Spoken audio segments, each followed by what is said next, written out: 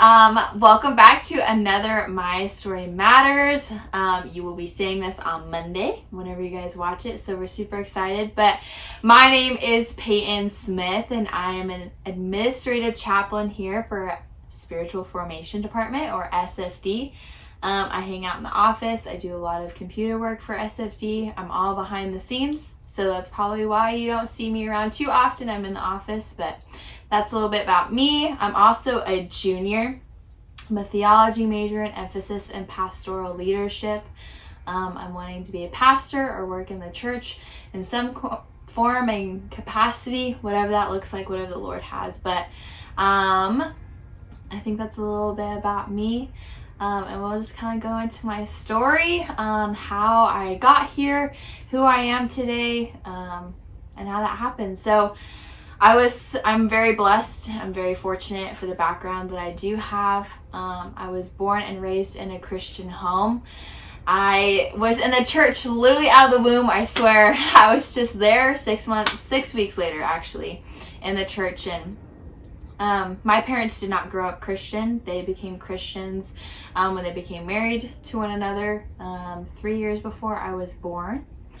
And so that is what I grew up in. I grew up in the Christian, at church with Christian beliefs. But in elementary school, it was just kind of figuring out what that was like. When I was 6 weeks old, before I was even born, my dad broke his back.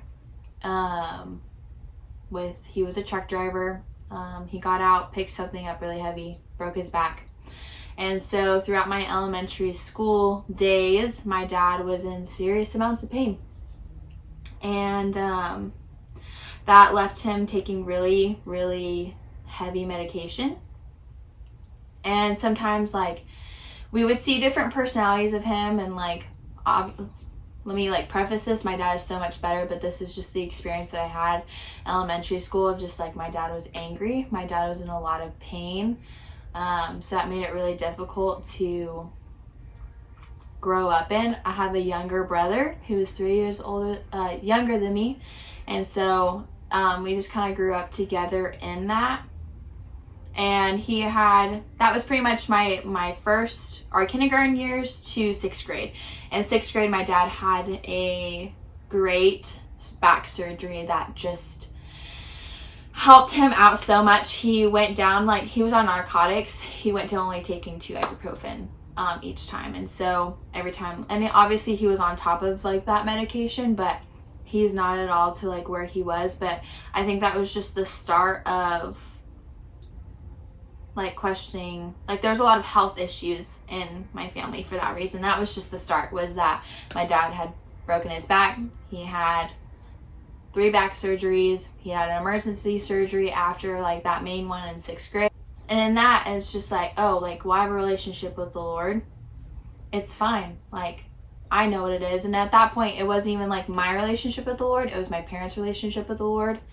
That I was oh yeah, that's just what we do. It was just a routine. It was just a check off the box of oh, we went to church on Sunday. Oh, we went to church on Wednesdays.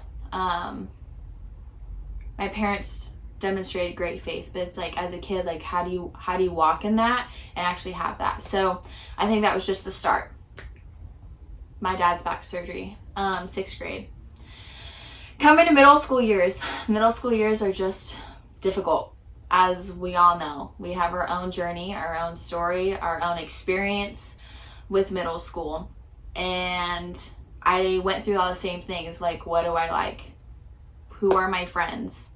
I always had a cycle of friendships because, again, I was still holding on to the Christian belief, and I was no one is the same as me. No one wants to step forward in faith in the same way that I do. And so in experiencing that in 7th grade, you add on December 24th, 2012, my mom was diagnosed with stage 4 breast cancer. We didn't know, my brother and I didn't know, that on Christmas Eve, she was diagnosed officially with breast cancer. And we have this tradition that we were doing that we would open a Christmas gift from like cousins or aunts or whatever, nothing like super big, but we opened a Christmas present and we would open our pajamas. And so my mom gave me the gift, and she has a system. We don't put names on our Christmas gifts. We don't know any of them. We're not allowed to touch them. And so if there's no names, you don't touch them, right? Like you don't know that it's yours. You just like shaking a box that you don't know. So she gives me a box and I open it, and it's my big gift of Christmas. It's the iPod Touch. You know, when iPod Touches were super popular, it was an iPod Touch. And she started bawling, you know, like, and I was just sitting there. I'm like, Mom, it's okay. Like, we'll just wrap it back up and we'll put it back under the tree, and you'll give me a new present, like, you know, get the right present and it's fine. And if you know, like, in her mind, she's like, I just ruined the last Christmas that I ever get to have with my kids. That's her thought process. But I don't know that. But that's her thought process. So we find out after Christmas. I don't even remember how she told me. I know we were in her room. I was sitting on her bed. But I don't know how the conversation went. And that was just like the start of a really hard year. 2013 was a really, really difficult year for my family and I. But also the most blessed, because we got to see the Lord genuinely work in our family. And if I didn't believe in the Lord, then I would be it would be ridiculous that I didn't, because of like just the story. But so my mom started chemotherapy at the beginning of the year, and she shaved her head on Super Bowl Sunday. And this is just like ways that I just remember. Like it's kind of a blur, but there's like specific dates. I'm like, this is when this happened. And so Super Bowl Sunday, she shaved her head because she was losing her hair at this point from the chemotherapy. And then June, or like the end of May, the beginning of June, I'm not entirely sure. She had a double mastectomy. And if you don't know what that is, they take both of the breasts and they take them off completely. And at this point, she had only had one breast that had a tumor in it, which was the size of a golf ball, I believe. It was at 8 centimeters, if I'm remembering that correctly. And at this point, the chemotherapy had done a really great job of shrinking it, but the cancer why it was stage 4 is because it had spread to her back at this point. And so they did a double mastectomy. It was a 12-hour surgery. I was not there with my family, or with my mom and my dad. They went to UCLA, and that story is just crazy. The Lord really just guided my mom in choosing what doctor to go to, and she ended up choosing UCLA because they specifically found the treatment, or the cure, if you would like to say, for her type of cancer. And so she's like, well, I have to go. Like, I have to go to this place. And so they did a really great job with her. 12-hour surgery. They did a double mastectomy, and then they did a reconstruction surgery as well. And so that was just all day. I just remember sitting in my English classroom at the end of the day, like just waiting for that text, like, your mom's safe, she's out of surgery, she's recovering well, you know. I was just waiting for that, like, okay, my mom, like, it's gonna be okay. And she did. She came out fine. But then we had a checkup 2 weeks later, and at this point, I think I was out of school. I had my 8th grade graduation, because now this goes into 8th grade year. And we go back, we made a family trip of it. Every time we would go to LA, we would do something fun. Like, we're gonna make a memory out of like our time, regardless of like what we're going through or why we're going here in the first place, which is because of my mom's treatment, because she's sick. We're like, no, we're gonna make the most out of our time. And so we go. We're waiting my brother and I are just waiting in the office, waiting for my mom to be done with her checkup, because we're like, oh, like, everything's fine. An hour goes by and we're just like, what is going on? Like, why is this taking forever? And they finally come out and they're like, your mom has to go into an emergency surgery. One of her breasts failed and she is being taken immediately into surgery and to have it removed. And I just remember, I'm like, what does that mean? Like, what does this mean? You know, like, what do I even think? And at this time, like, my brother is just, like, moved on from 4th grade going to 5th grade. I am the oldest. And it's like throughout this whole time, it's like, Peyton, you have to keep it together. Just because your mom's sick doesn't mean that you get to necessarily have the ability to, like, work through this physically, you know? Like, I didn't cry, but I wasn't okay. You know, like, people who came in contact with me that saw me a year prior were like, you're not the same. And it's just like, I was not myself. My personality didn't come through. I was just really sad because at that point I had the expectation of I have to keep it together for the family because everything else is falling apart.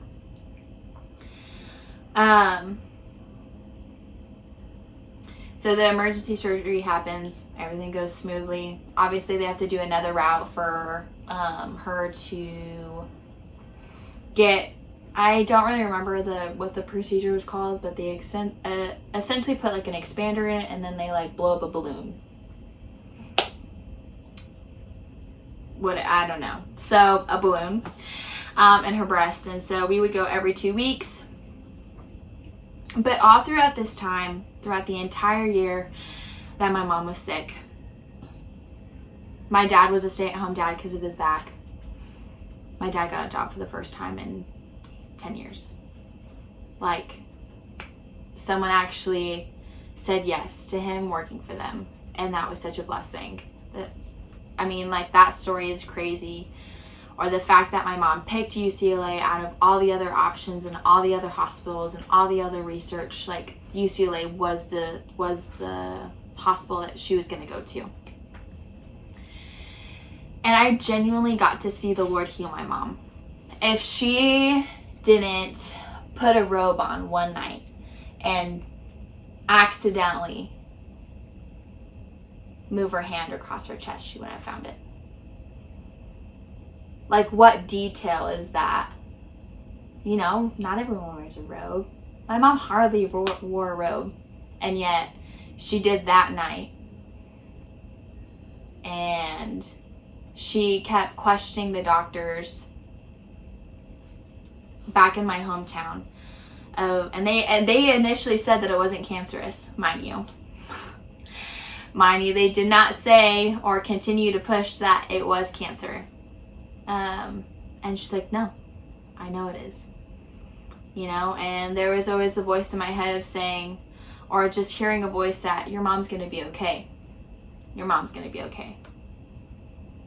Your mom's going to be okay. And there's peace in that, but that doesn't disregard the fact that I felt like I couldn't allow myself to mourn the fact that, or just process through the fact that my mom could have died and we wouldn't have known it. Like, if she didn't find it that night, it could have been so much worse. So after that surgery, after the emergency surgery, after going every 2 weeks to LA, and we made the most of it. We made great memories and we had really great family time and quality time with one another, because at that point you realize, oh, I don't know how much time I have left with my family members.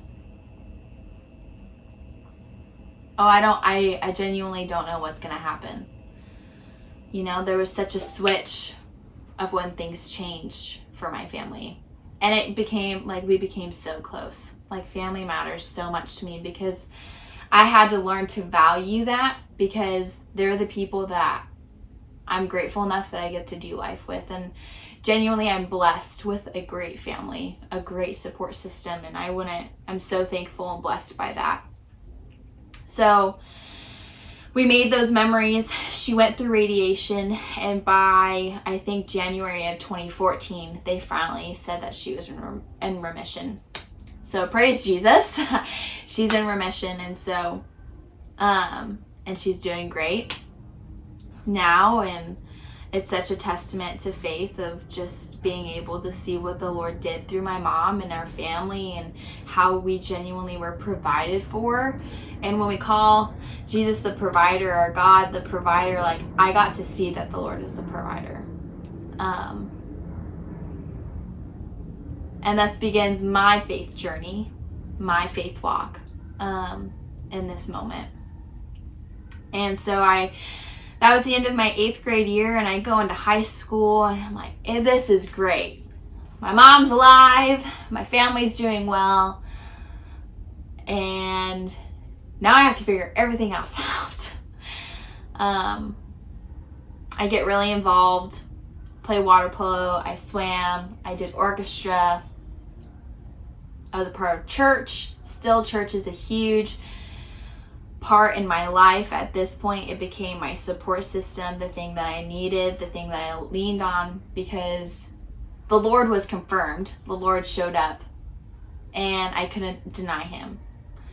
And so what does that look like for me as Peyton to walk in that and to choose faith and choose Jesus in this moment? And high school is difficult too. Obviously, middle school, you're trying to figure out who you are. And in a sense, I didn't necessarily get to have that opportunity because I was focused on the fact that everything going on at home. And so I feel like I had the late start of, who am I? What do I like? Who are my friendships? And at this point, friendships are just cycling. I don't even have, even to this day, I have one friend from high school. And nothing else. And everyone talks about having like, oh, I have like such close friends in high school. And don't get me wrong, I love the friendships that I made, but I didn't have any solid friendships. I didn't have solid friendships that pushed me to be better, because I knew what Jesus did in my middle school ages with my mom, and I got to see that, but I'm like, no one else sees that. No one has that experience. No one wants to do life like that. I had known it from the start, like, that's how I want to live my life. I didn't want to party. I didn't want to have sex. I didn't want to do drugs. I didn't want to drink. Like, I just didn't want to do any of that. I knew that if I even touched any of that, I just didn't want to even tap into that, so I just didn't do it. And that could be for the fact of fear of going in that direction, could be a play into that, but also I just didn't want to do that. That's just not my story. But finding friendships was a huge thing of figuring out. I depended on my relationships at church, and I obviously didn't see them on an everyday basis. I saw them twice a week. And I just kind of had to do what I needed to do. I was like, I made friendships, but I know they're not going to be, like, they won't pour into me. They can't pour into me. And that left me really burnt out a lot of the time, and made me really frustrated and really hurt through that time. And I got into a relationship end of my so I had to be 16, so my birthday is in March. So from then on, sophomore year into, I would say, I technically went to my first semester of my freshman year of college. This relationship went on. And I am forever grateful for my first relationship. I will always talk highly of him. He's a great guy. But a lot learned in that time, because he became my person, the person I leaned on, the person I became dependent on. I did not become dependent on the Lord anymore. Really, really messed up my view of relationship. High school relationships are not the healthiest. We are not the healthiest of people. We're trying to figure everything else out. There's so much pressure. It's unrealistic.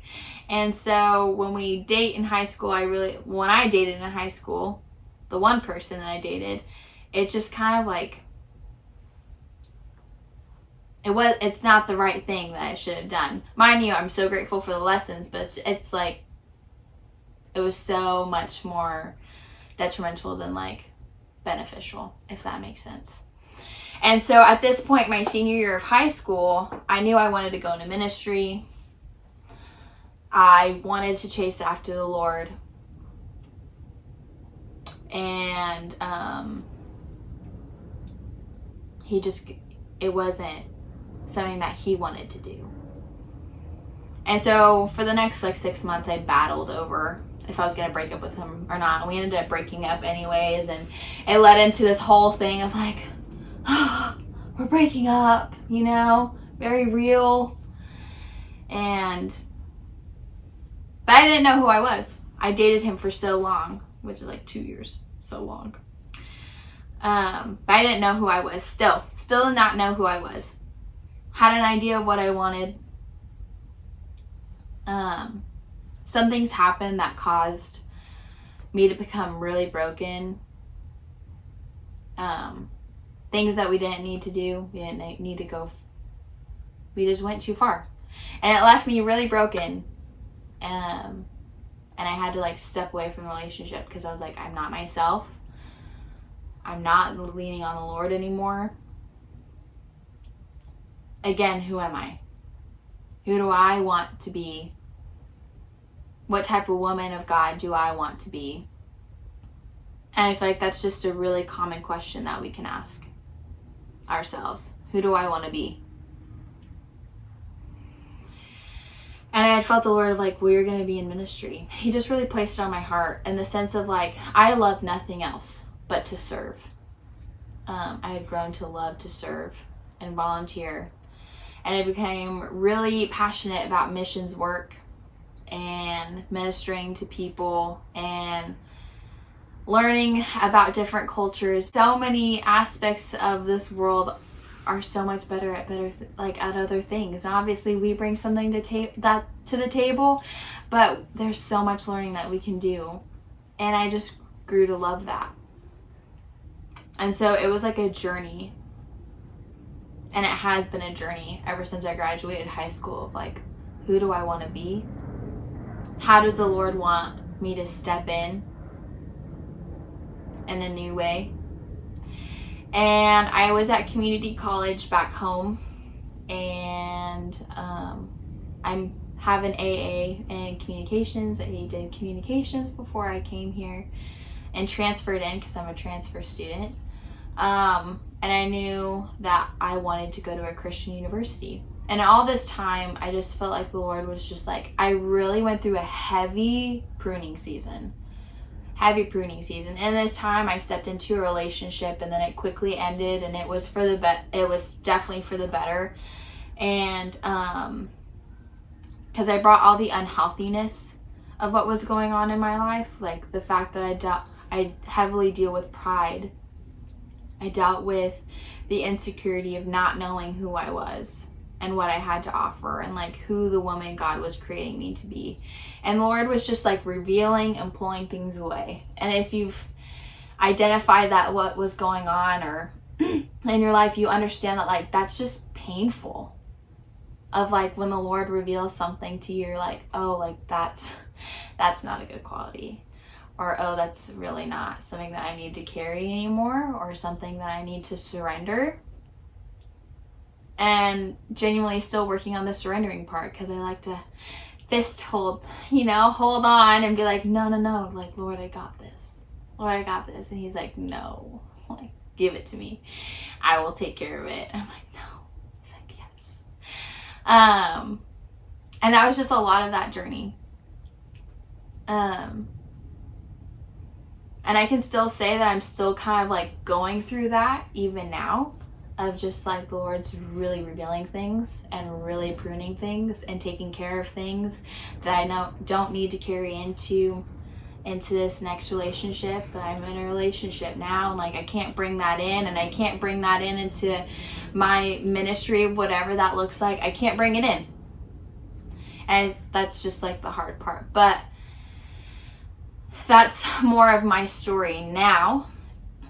you know, how I was shaped, how I was walked into, like what I walked through before is more like how I was shaped.